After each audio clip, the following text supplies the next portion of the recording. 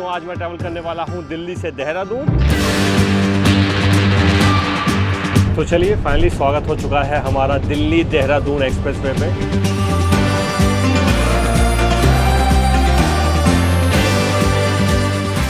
उत्तराखंड सरकार ने अपने पैसेंजर्स को भाई एक सहूलियत दी है और किराया काफ़ी ज़्यादा कम कर दिया। लगभग 12 से 14 किलोमीटर लंबा ये वाइल्ड लाइफ कॉरिडोर यहाँ इस एक्सप्रेसवे पे बनाया गया है, राजा जी नेशनल पार्क के बीचों बीच से होते हुए।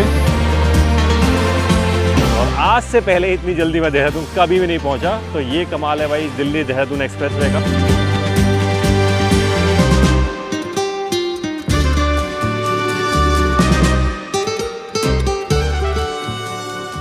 Alright guys, good morning from Kashmiri Gate ISBT Delhi. So एक और नया दिन, एक और नया व्लॉग। और आज का व्लॉग काफ़ी ज़्यादा शानदार, काफ़ी ज़्यादा धमाकेदार होने वाला है, क्योंकि आपको बता दूं आज मैं ट्रैवल करने वाला हूं दिल्ली से देहरादून। और ख़ास बात यह है कि दिल्ली से देहरादून में ट्रैवल करने वाला हूं हाल फिलहाल में इनॉग्रेट हुए दिल्ली देहरादून एक्सप्रेसवे के थ्रू। तो हाल फिलहाल में UTC यानी कि उत्तराखंड ट्रांसपोर्ट कॉरपोरेशन यानी कि उत्तराखंड परिवहन निगम ने अपनी कुछ बसेस दिल्ली देहरादून एक्सप्रेसवे के थ्रू ऑपरेट करना शुरू करी थी। तो सोचा कि भाई क्यों ना UTC की बस में इस दिल्ली देहरादून एक्सप्रेसवे की एक राइड ली जाए। तो UTC की वॉल्वो बस में बेसिकली आज की हमारी जर्नी रहने वाली है from Delhi to Dehradun. Distance रहने वाला है लगभग 220 किलोमीटर के आसपास, और आराम से 3.5 से 4 घंटे में हम दिल्ली से देहरादून इस नए नवेले एक्सप्रेसवे के थ्रू पहुंच जाने वाले हैं। अगर प्रीवियस टाइम की बात की जाए तो UTC की वॉल्वो बस रुड़की से पहले बाईपास लेते हुए वो देहरादून निकल जाती थी, जो लगभग 5-5.5 घंटे का समय लगता था। और वहीं अगर प्राइवेट बसेस की बात की जाए तो जितनी भी प्राइवेट बसेस हैं वो हरिद्वार ऋषिकेश होते हुए जाती हैं, तो उनमें तो बॉस आराम से 6 से 7 घंटे लग जाते थे। लेकिन अभी ये सफ़र काफ़ी ज़्यादा स्मूथ, काफ़ी ज़्यादा शॉर्टर हो गया है इस दिल्ली देहरादून एक्सप्रेसवे के थ्रू। बाकी एक कमाल बात आपको बता दूँ, वॉल्वो बसेस के अलावा कुछ ऑर्डिनरी बसेस और कुछ नॉर्मल AC बसेस भी UTC इस दिल्ली देहरादून एक्सप्रेसवे के थ्रू ऑपरेट कर रहा है। बाकी उससे भी कमाल बात आपको बता दूं, UTC की जितनी भी बस दिल्ली देहरादून एक्सप्रेसवे के थ्रू ऑपरेट हो रही है ना, उनमें किराया भी भाई पहले के मुकाबले काफ़ी कम हो गया है। तो चलिए किराया कितना कम हुआ है वो सारी चीज़ें आगे डिस्कस करेंगे और देखेंगे कि भाई एग्जैक्टली कितना टाइम लग जाता है इस नए नवेले एक्सप्रेसवे के थ्रू। अच्छा, बाकी आपको बता दूं आज मैं अकेले ट्रैवल नहीं कर रहा हूं, साथ में ट्रैवल कर रहे हैं अबिन भाई, बसेस क्लिक के नाम से इनका यूट्यूब चैनल है। और कैसे हो? बढ़िया। आप एक्साइटेड हो गए? हाँ, बहुत ज़्यादा एक्साइटेड हो। तो चलिए फिलहाल कश्मीरी गेट ISBT के अंदर चलते हैं और बाकी बातें करते हैं अंदर चल के। तो चलिए आ चुके हैं कश्मीरी गेट ISBT के अंदर, और सुबह सुबह धूप इतनी कड़क हो रही है। मैं भी सोच रहा हूँ कि भाई अभी तो जस्ट अप्रैल का महीना चल रहा है, अभी आगे आने वाले सीज़न में कितनी भयंकर गर्मी दिल्ली में होने वाली है। चलिए अपार्ट फ्रॉम दैट आपको बता दूं, अपनी बस यहाँ से रवाना होनी है सुबह 9 बजे, और देख लीजिए टाइम हो चुका है सुबह के 8:40। और यहाँ पे अराइवल हो चुका है UTC की वॉल्वो बस का, जिसमें आज अपनी जर्नी रहने वाली है।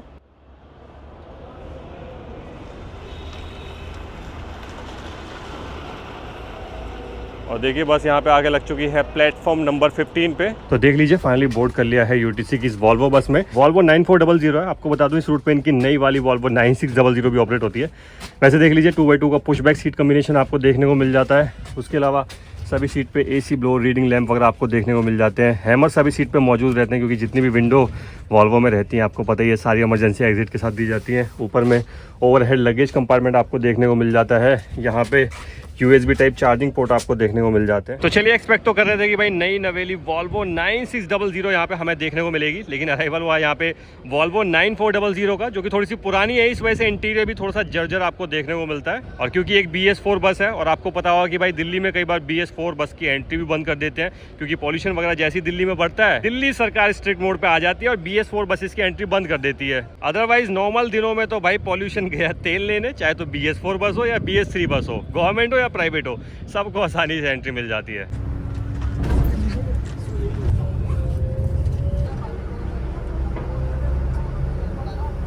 तो चलिए गाइस, निकल चुके हैं कश्मीरी गेट ISBT से और सफ़र हो चुका है शुरू। टाइम हो गया है सुबह के 9:05। बाकी बात करें बस के बोर्डिंग पॉइंट की, तो इकलौता बोर्डिंग पॉइंट रहता है कश्मीरी गेट ISBT। और बात करें बस के रूट की, तो रूट बहुत ही ज़्यादा सिंपल है, जो कि कुछ इस तरीके से रहता है। दिल्ली से लोनी, बागपत, बड़ौद, शामली, सहारनपुर, छोटमलपुर, बिहारीगढ़, मोहांद, और फिर हम पहुँच जाते हैं देहरादून।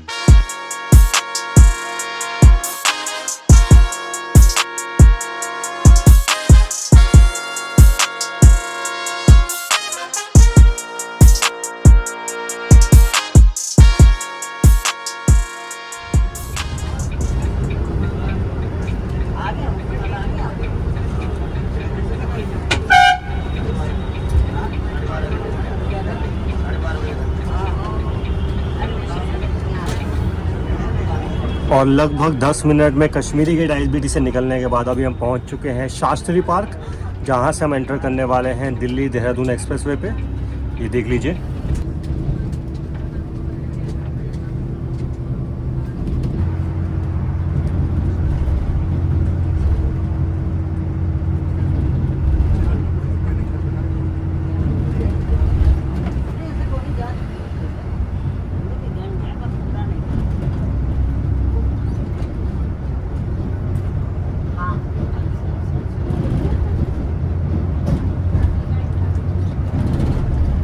तो चलिए फाइनली स्वागत हो चुका है हमारा दिल्ली देहरादून एक्सप्रेसवे पे, जिसको नेशनल हाईवे 709B यानी कि नेशनल हाईवे 709B के नाम से भी जाना जाता है। लगभग 210 किलोमीटर लंबा ये एक्सप्रेसवे है। हमने तो एंट्री करी थी शास्त्री पार्क से, लेकिन ये शुरू होता है अक्षरधाम के पास से। बाकी एक्सप्रेसवे का फर्स्ट इंप्रेशन जो है काफ़ी कमाल दिखाई दे रहा है, काफ़ी शानदार ये एक्सप्रेसवे लग रहा है। हालांकि अभी तो बाइक्स वगैरह भी इस पर दिखाई दे रही हैं, क्योंकि आपको बता दूं बस के स्टाफ ने मुझे बताया कि कुछ टोल प्लाजा वगैरह अभी इस एक्सप्रेसवे पे प्रॉपर्ली चालू नहीं हुए हैं, तो उस वजह से बाइक्स वगैरह भी अमूमन तौर पे यहाँ पे आपको देखने को मिल जाती हैं। तो जब वो टोल प्लाजा वगैरह शुरू हो जाएंगे तो होपफुली ये जो बाइक ई रिक्शा वगैरह है उनकी एंट्री भी यहाँ पे बंद हो जाने वाली है। और देखिए ये सामने दिखाई दे रहा है दिल्ली का सिग्नेचर ब्रिज, जो कि बहुत ही ज़्यादा खूबसूरत दिखाई दे रहा है।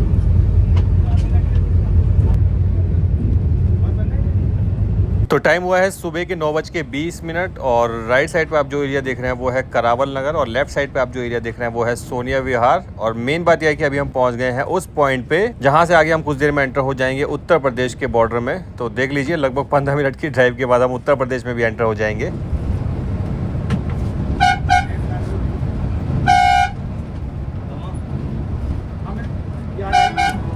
तो चलिए स्वागत हो चुका है हमारा उत्तर प्रदेश में। और हाँ, एक बात आपको बता दूं, इस एक्सप्रेसवे का सबसे ज्यादा जो पार्ट है ना वो उत्तर प्रदेश में ही लाई करता है। लगभग 70% इस एक्सप्रेसवे का पार्ट उत्तर प्रदेश से होकर गुजरता है। और देख लीजिए उत्तर प्रदेश में एंटर होते ही अभी हम पहुंच गए हैं इस एक्सप्रेसवे के फर्स्ट टोल प्लाजा पे, जो की है लोनी टोल प्लाजा।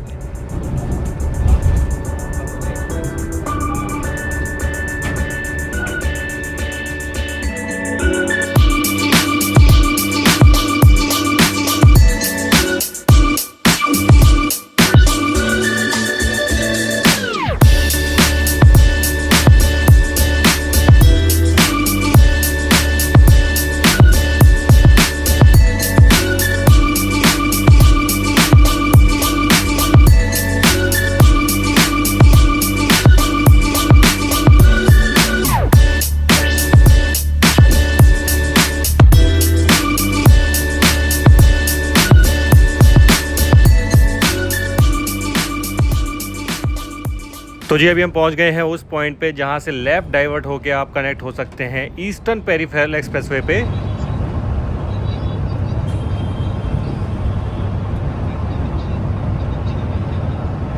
तो अभी अगर आपको कश्मीरी गेट ISBT वाली साइड से सोनीपत साइड जाना है, चंडीगढ़ साइड जाना है, या फिर आगे पंजाब, हिमाचल, जम्मू कश्मीर साइड निकलना है, तो आप इस एक्सप्रेसवे के थ्रू होते हुए यहाँ से ईस्टर्न पेरिफेरल एक्सप्रेसवे पे एंटर कर सकते हैं, जो कि सीधा बेसिकली राई में जाके निकलता है। तो वहाँ से बेसिकली आप नेशनल हाईवे 44 पे एंटर हो जाते हो और आगे फिर वहाँ से आप अपनी जर्नी कंटिन्यू कर सकते हो। डिस्टेंस भले ही थोड़ा सा ज़्यादा पड़ता है, लेकिन ट्रैफिक वगैरह यहाँ पर आपको देखने को नहीं मिलता है।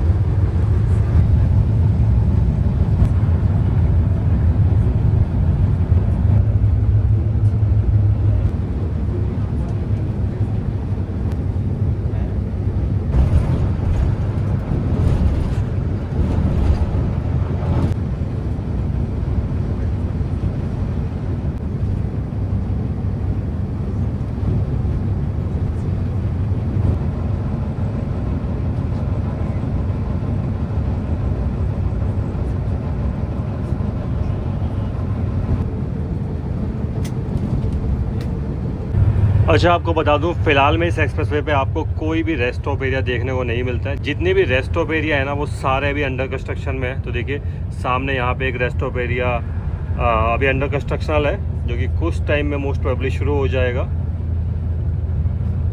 तो देख लीजिए ये यहाँ पे कंस्ट्रक्शन चालू है। इस रेस्ट स्टॉप एरिया की। तो हाँ, अगर फिलहाल में आप इस एक्सप्रेसवे के थ्रू जर्नी प्लान कर रहे हैं तो ध्यान रखें कोई भी rest stop area current time में अभी यहाँ पे चालू नहीं है। तो चाहे तो वो खाना पीना हो या फिर आपकी ज़रूरत की कुछ और चीज़ें हो, उस सब की अरेंजमेंट भाई घर से करके निकले। उसके अलावा कोई फ्यूल स्टेशन भी यहाँ पे आपको देखने को फिलहाल में नहीं मिलता है। तो फ्यूलिंग वगैरह भी अपने व्हीकल में भाई अपने घर से ही करा के फिलहाल में चलें।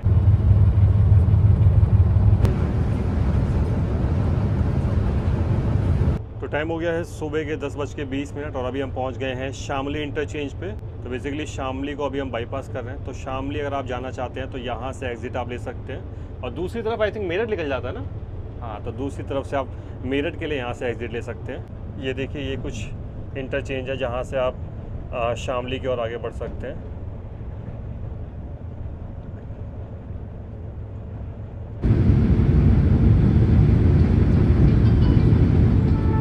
तो ये सामने अपने को ओवरटेक कर रही है लक्ष्मी हॉलीडेज की स्लीपर बस। ऑपरेट तो ये भी दिल्ली से देहरादून तक ही होती है, लेकिन ये इस एक्सप्रेसवे को फॉलो करती है खानपुर विलेज तक, जहाँ से आगे ये एक्सप्रेसवे से एग्जिट होकर निकल जाती है मुजफ्फरनगर की ओर।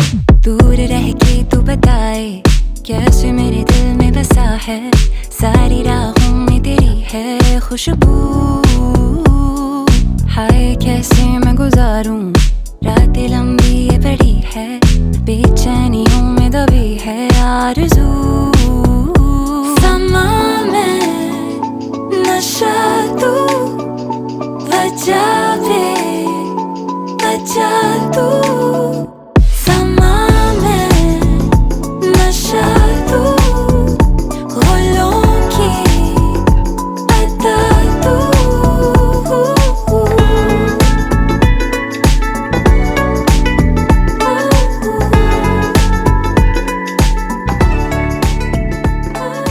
अच्छा, स्पीड लिमिट देख लीजिए इस एक्सप्रेसवे पे। तो बड़े व्हीकल्स की स्पीड यहाँ पे रखी गई है 80 किलोमीटर पर आवर, वहीं छोटे व्हीकल्स की स्पीड है 100 किलोमीटर पर आवर। और यार ये चीज़ ना मुझे कहीं ना कहीं सही नहीं लगी। मतलब बड़े व्हीकल्स की भी स्पीड यार एटलीस्ट 100 किलोमीटर पर आवर तो होनी चाहिए थी, और छोटे व्हीकल्स की speed at least 120 kilometre per hour मुझे लगता है कि रहनी चाहिए थी। तो टाइम हो गया है 11:10। पहुँच गए हैं अभी उस पॉइंट पे जहाँ से ये सामने रास्ता निकल जाता है हरिद्वार की ओर। हालांकि अभी जो ये इंटरचेंज है वो चालू नहीं है, टाइम लगेगा इसको यहाँ से हरिद्वार तक पहुँचने में, क्योंकि बीच बीच में काम इस पर अधूरा है। लेकिन हाँ, जब भी ये बन के तैयार होगा तो इस एक्सप्रेसवे के थ्रू हरिद्वार साइड जाना भी काफ़ी ज़्यादा आसान हो जाने वाला है फ्यूचर में।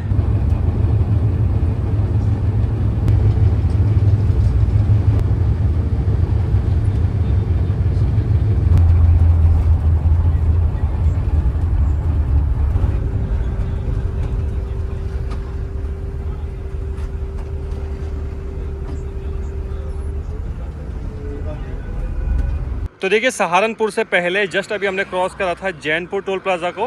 वो सामने टोल प्लाजा वहाँ मौजूद है। और कमाल की बात यह है कि भाई जितने भी टोल प्लाजा अभी इस एक्सप्रेसवे पे हमने क्रॉस करे हैं ना, उनमें से अभी तक भाई कोई भी टोल प्लाजा चालू नहीं है। चलिए, लोगों के लिए तो भाई अच्छा ही है। बाकी देखिए, यहाँ पे सामने वॉशरूम भी मौजूद है। तो जस्ट छोटा सा हॉल्ट यहाँ पे लिया गया है, किसी पैसेंजर को वॉशरूम वगैरह जाना था तो उस वजह से बस यहाँ पे रोकी गई है।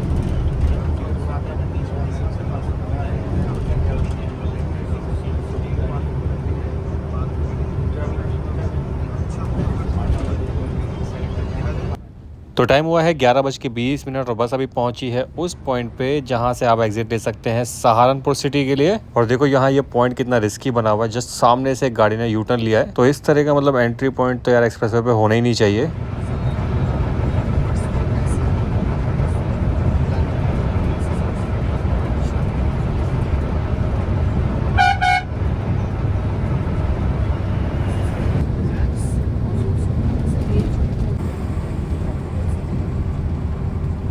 तो देखिए, सहारनपुर इंटरचेंज क्रॉस करते ही ये पहला टोल प्लाजा है इस पूरे एक्सप्रेसवे पे जो कि अभी तक ऑपरेशनल नज़र आया है।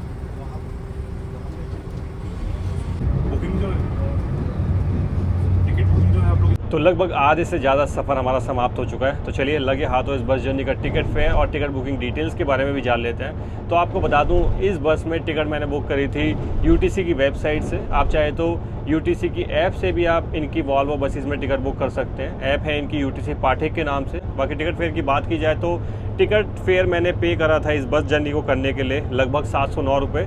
ये अमाउंट जो मैंने आपको बताया वो विदाउट टैक्स है। और जैसा वीडियो के स्टार्टिंग में मैंने आपको बताया था, इस एक्सप्रेसवे के थ्रू जर्नी शॉर्टर तो हुई है, साथ ही साथ यूटीसी ने अपनी बसेस में फेयर भी कम कर दिया, जो कि इस दिल्ली देहरादून एक्सप्रेसवे के थ्रू ऑपरेट हो रही है। तो आपको बता दूं, पहले इस वॉल्वो बस का जो फेयर है दिल्ली से देहरादून तक, वो रहा करता था 945 रुपये, जो कि घट के अभी हो गया है 709 रुपये। वहीं AC बसेस में फेयर होता था 704 रुपये, जो अभी घट के हो गया है 557 रुपये। और अगर ऑर्डिनरी बसेस की बात करी जाए तो ऑर्डिनरी बसेस में फेयर होता था पहले 420 रुपये, जो घट के अभी हो चुका है 335 रुपये। तो जहां बस वाले, चाहे वो गवर्नमेंट हो, प्राइवेट हो, बस ऑपरेटर्स हो, सभी फेयर बढ़ाने में लग रहे हैं। वहीं यहाँ पे उत्तराखंड सरकार ने अपने पैसेंजर्स को भाई एक सहूलियत दी है और किराया काफ़ी ज़्यादा कम कर दिया है। तो अभी सोने पे सुहागा हो गया है। एक तो रास्ता भी छोटा हो गया और किराया भी कहीं ना कहीं कम हो गया है। तो मुझे लगता है कि एक अच्छा स्टेप यूटीसी द्वारा लिया गया है। पैसेंजर्स की ऑक्यूपेंसी भी कहीं ना कहीं इससे बढ़ेगी, क्योंकि मोस्टली लोग पहले प्राइवेट बसेस में निकल जाया करते थे क्योंकि किराया उनमें थोड़ा सा कम रहता था। लेकिन हाँ, मुझे लगता है कि यूटीसी के इस स्टेप के थ्रू कहीं ना कहीं पैसेंजर्स की ऑक्यूपेंसी भी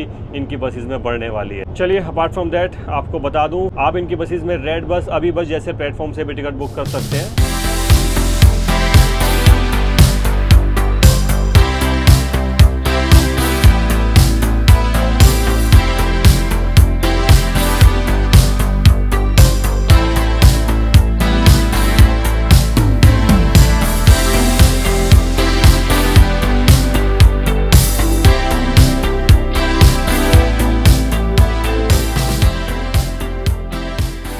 और भाई साहब, एक्सीडेंट देखो यार कितना भयंकर हो रखा है एक्सप्रेसवे पे।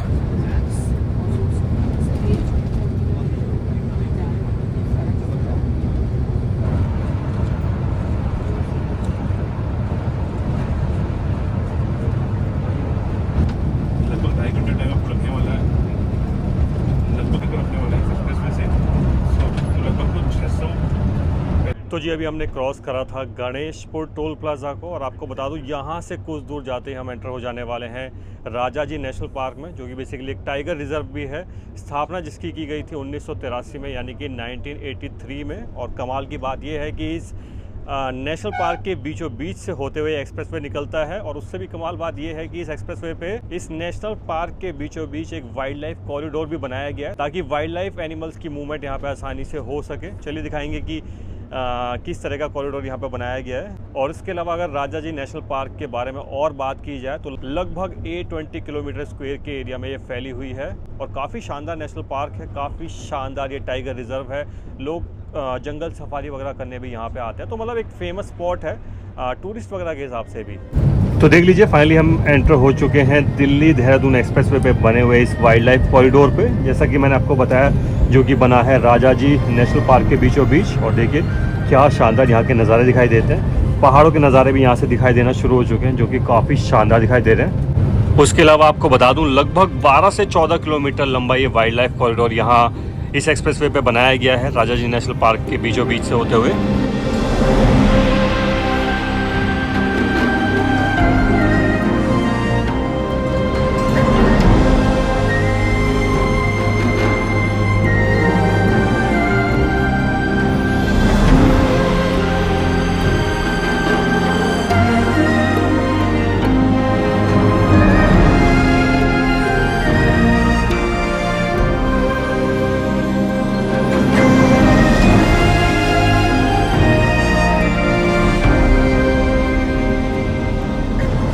बाकी देखिए, इस कॉरिडोर के अभी उस पार्ट में हम पहुंच गए हैं जहां पे दूसरी वाली साइड चालू नहीं है। तो अभी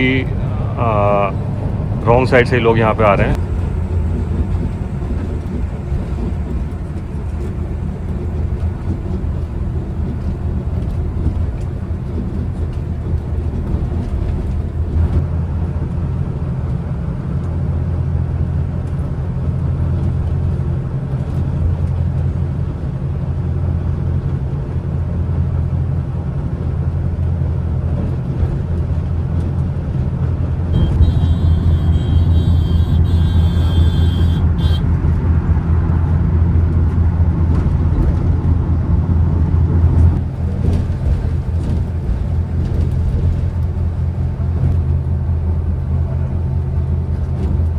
वाह यार, ये वाइल्ड लाइफ कॉरिडोर देखो कितना खूबसूरत बनाया हुआ है। आप देख रहे हो, मतलब पेंटिंग्स वगैरह भी यहाँ पे काफ़ी सुंदर सुंदर बीच बीच में आपको देखने को मिलती हैं। तो सच में काफ़ी कमाल ये वाइल्ड लाइफ कॉरिडोर बनाया पूरा का पूरा इस एक्सप्रेसवे पे।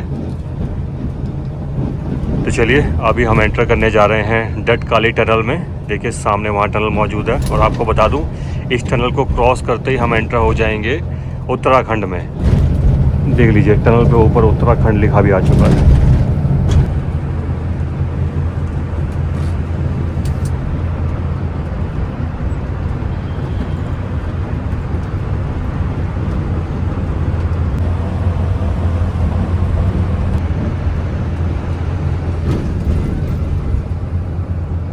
तो चलिए डटकाली टनल हमने कर ली है क्रॉस और एंटर हो चुके हैं उत्तराखंड में। तो चलिए स्वागत है आप सभी का उत्तराखंड में।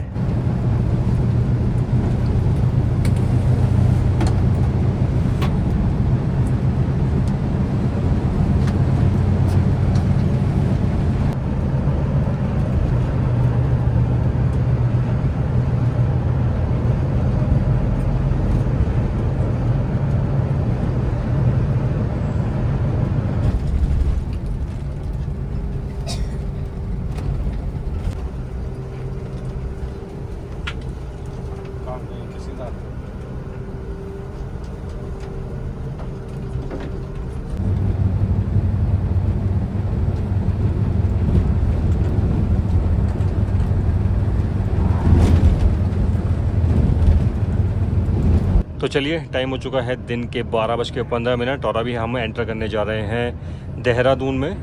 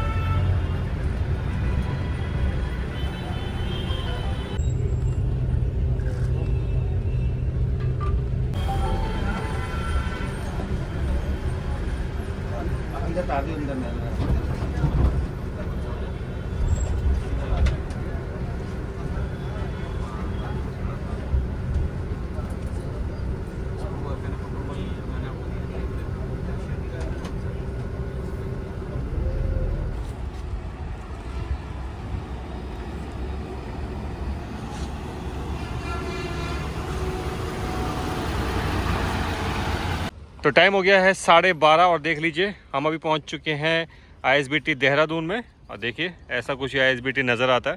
हालांकि बस ने हमें यहाँ पार्किंग में ड्रॉप कर दिया है। जस्ट मतलब ISBT के साथ में ये छोटी सी पार्किंग बनी हुई है। और सबसे पहले आप टाइम देख लीजिए, जैसे मैंने आपको बताया कि 12:30 हो रखे हैं। तो लगभग 3.5 घंटे की जर्नी करके हम पहुँच चुके हैं दिल्ली से देहरादून। और आज से पहले इतनी जल्दी मैं देहरादून कभी भी नहीं पहुँचा। तो ये कमाल है भाई इस दिल्ली देहरादून एक्सप्रेसवे का। और मुझे लगता है कि अगर आप इनके और अर्ली मॉर्निंग वाले स्केड्यूल में आओगे तब तो आप आसानी से 3-3.25 घंटे में पहुंच जाने वाले हो। क्योंकि आप मान के चलिए लगभग 15 मिनट तो हमारे ISBT के बाहर ही ख़राब हो गए क्योंकि जाम काफ़ी ज़्यादा लगा हुआ था वहाँ पे। इसके अलावा जी बात करें जर्नी की, तो जर्नी काफ़ी ज़्यादा शानदार थी। बस का स्टाफ काफ़ी बढ़िया था। और दिल्ली देहरादून एक्सप्रेसवे तो ऑलरेडी मैंने आपको दिखा दिया कि कितना शानदार बनाया गया है। छोटी मोटी प्रॉब्लम अभी इस एक्सप्रेसवे में मौजूद है, जैसे कि लोगों ने देख रहा था कि बीच बीच में भाई इंक्रोचमेंट करी हुई है। ढाबे हाईवे के साइड पे कहीं कहीं पे बना दिए गए हैं एक्सप्रेसवे के साइड पे। और साथ ही साथ रॉन्ग साइड से आने वाले जो लोग हैं ना, वो भी इस एक्सप्रेसवे पे एक बड़ी चुनौती साबित हो रहा है। क्योंकि देख रहा था रॉन्ग साइड से काफ़ी ज़्यादा लोग आ रहे थे और 1-2 एक्सीडेंट भी बीच में हो रखे थे। तो चलिए आशा करते हैं कि जितनी भी छोटी मोटी प्रॉब्लम्स है फ्यूचर में हमें दूर होते हुए नजर आएंगी। और बाकी देखिए इधर अपने कैप्टन साहब मौजूद हैं। हेलो सर, कैसे हैं? हेलो सर, हाय। क्या नाम है सर आपका? सौरभ मलिक। अच्छा, आपका नाम सौरभ है, मेरा भी नाम सौरभ है। अच्छी बात। और बताइए कितना एक्सपीरियंस हो गया बस ड्राइविंग करते हुए? एक्सपीरियंस तो हो गया सर, 8-10 साल का एक्सपीरियंस हो गया। 8-10 साल का। और वॉल्वो चलाते हुए कितना टाइम हो गया? वोल्वो हो गए चलाते हुए 5 साल हो गए। अच्छा, और यूटीसी में कितना टाइम हो गया लगभग? यूटीसी में तो 8-9 साल हो गए। अच्छा अच्छा। बाकी कैसा लग रहा है आपकी जो बसेज हैं दिल्ली देहरादून एक्सप्रेसवे के थ्रू आ रही हैं, कैसा रिस्पांस मिल रहा है, कैसा लग रहा है लोगों को ट्रैवल करने में? रिस्पांस बहुत अच्छा है और गाड़ियों में पैसेंजर की संख्या भी बढ़ चुकी है। हाँ, क्योंकि टाइम काफी कम हो गया है, किराया भी कम हो गया है, किराया भी कम हो गया, समय भी कम हो गया। ना कहीं जाम है, ना ट्रैफिक है, कुछ भी नहीं है, खाली पड़ा है रोड। आराम से जाओ, कोई प्रॉब्लम ही नहीं। चलिए सर, अच्छा लगा आपसे मुलाकात करके। कभी दोबारा आएंगे तो फिर से मिलेंगे। चलिए सर। हाँ जी भाई, तो आपका कैसा एक्सपीरियंस रहा इस दिल्ली देहरादून एक्सप्रेसवे पे? बिल्कुल बढ़िया था भाई, मज़ा आ गया जर्नी करके। 3 घंटे कॉल पे बैक। कभी कभी आपको पता है अपन अगर आते हैं नॉर्मल हाईवे से तो 7 घंटे भी लगते हैं अपने को, लग जाते हैं 7 घंटे। 7 घंटे पे वापस पहुंच सकते हैं अपन अगर सेम टाइम में निकल जाए तो ये चीज़ भी है कहीं ना कहीं। और मेरे ख्याल से आई थिंक अभी यूटीसी ऑपरेट कर रहा है ना, मतलब पूरा दिल्ली देहरादून एक्सप्रेस को फॉलो करते हुए। बीच में अपने गाड़ी दिखा था एक्सप्लोर का, लेकिन हाँ। वो जो है मुजफ्फरनगर एग्जिट मिलता है और वहीं से निकल जाता है। हाँ मैंने बताया भी था कि वो मुजफ्फरनगर से एग्जिट होके सीधा देहरादून निकलती है, मतलब वो पूरा एक्सप्रेस वे फॉलो नहीं करती। वो टाइम इकलौती बस आई थिंक अभी यूटीसी ही ऑपरेट कर रहा है। लेकिन हो सकता है अगले महीने से और ज़्यादा बसेस इस रूट पे आ जाए और ऑपरेटर्स अपनी बसेस लगा दें, मे बी मई से या फिर जून जुलाई से और बसेस आते हैं इस रूट पे। हाँ क्योंकि टाइम काफ़ी कम लग रहा है ना। बहुत कम लग रहा है भाई टाइम, 3 घंटे में आप सोचिए, जैसा मैंने अभी बोला भी था, कुछ 2 चक्कर भी काट सकती है बसेस, या 1.5 चक्कर तो आराम से हो ही सकता है। जितने में प्राइवेट बसेस हमें देहरादून पहुंचाएगी, इतने में तो हम यहाँ से वापस भी हो लेंगे। वही पहुंच जाएंगे शाम तक आराम से। और चलिए जर्नी के बारे में बात कर ली है तो लगे हाथ तो यूटीसी यानी कि उत्तराखंड ट्रांसपोर्ट कॉर्पोरेशन के बारे में भी बात कर लेते हैं। तो जैसा मैंने आपको बताया, एक अच्छा स्टेप लिया है यूटीसी ने कि अपनी काफ़ी सारी बसेस को वो एक्सप्रेसवे से होते हुए ऑपरेट कर रहे हैं, चाहे वो वॉल्वो हो, उसके अलावा दूसरी एसी बस हो या फिर नॉन एसी ऑर्डिनरी बसेस हो। तो काफ़ी अच्छा स्टेप उठाया, साथ ही साथ किराया भी काफ़ी कम कर दिया, जिससे पैसेंजर्स को यार काफ़ी राहत मिली है, काफ़ी सहूलियत मिली है। तो हेड्स ऑफ है यार यूटीसी को भी। और सबसे बड़ी चीज़ आप देखो, जैसे एक्सप्रेसवे चालू हुआ है ना, उसके 1-2 दिन के अंदर इन्होंने ट्रायल कराया और उसके तुरंत बाद इनकी बसेस इस एक्सप्रेसवे पे दौड़ने लग गई है। तो भाई हेड्स ऑफ है सच में यूटीसी को। तो चलिए फिलहाल तो और जितनी डिटेल थी इस जर्नी की वो व्लॉग के दौरान ऑलरेडी मैं आपको बता चुका हूँ। तो उस व्लॉग को करते हैं यही रैप अप, मिलते हैं नेक्स्ट व्लॉग में। Till then bye bye, take care, love you all. और पता है कि खाली हाथ नहीं जाना होता, अगर वीडियो पसंद आई तो वीडियो को लाइक शेयर, चैनल को सब्सक्राइब करके जाना होता। चलिए मिलते हैं फिर नेक्स्ट व्लॉग में, बाय बाय।